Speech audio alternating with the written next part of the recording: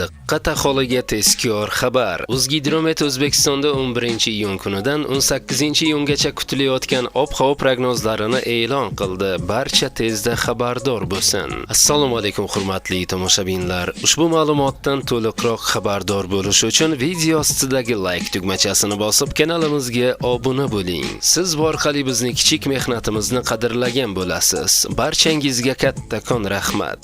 Diqqat qiling. Qoraqalpog'iston Respublikasi va Xorazm viloyatlarida havo biroz bulutli, ba'zi joylarda o'zgaruvchan bo'ladi. Yog'ingarchilik kutilmaydi. Faqat 13-14 va 16-iyun kunlari ba'zi joylarda qisqa muddatli yomg'ir yog'ishi momaqaldiroq bo'lishi mumkin. Harorat 11-iyunda kechasi 15-20 daraja, kunduzi 30-35 daraja. 12-18-iyun kunlari kechasi 17-22 daraja, kunduzi 32-37 daraja bo'ladi. Buxoro va Navoiy viloyatlarida havo biroz bulutli, ba'zi joylarda o'zgaruvchan bo'ladi. Yog'ingarchiliklar kutilmaydi. Faqat 14-iyunda ayrim joylarda qisqa muddatli yomg'ir yog'ishi momaqaldiroq bo'lishi mumkin. Harorat kechasi 11-13-iyun kunlari 18-23 daraja, 14-18-iyun kunlari 20-25 daraja, kunduzi 11-iyun kuni 32-37 daraja, 12-18-iyun kunlari 34-39 daraja bo'ladi. Toshkent, Sirdaryo, Jizzax va Samarqand viloyatlarida havo biroz bulutli, ba'zi joylarda o'zgaruvchan bo'ladi. Yog'ingarchilik kutilmaydi. Faqat 15-iyun kuni ayrim joylarda qisqa muddatli yomg'ir yog'ishi momaqaldiroq bo'lishi mumkin.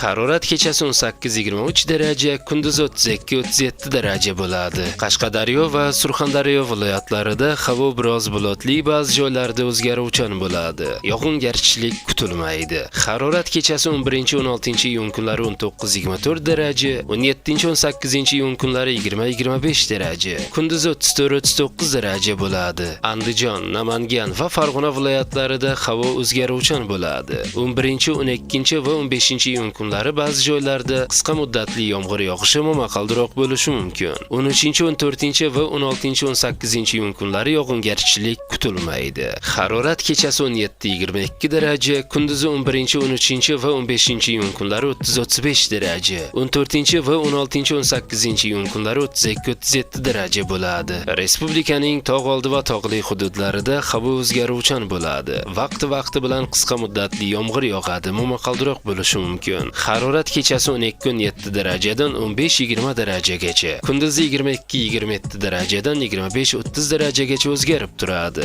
deyiladi O'zgidromet ma'lumotida. Hurmatli tomoshabinlar, videorolik ostidagi like tugmachasini bosib kanalimizga obuna bo'lib qo'yishlikni ham unutmang.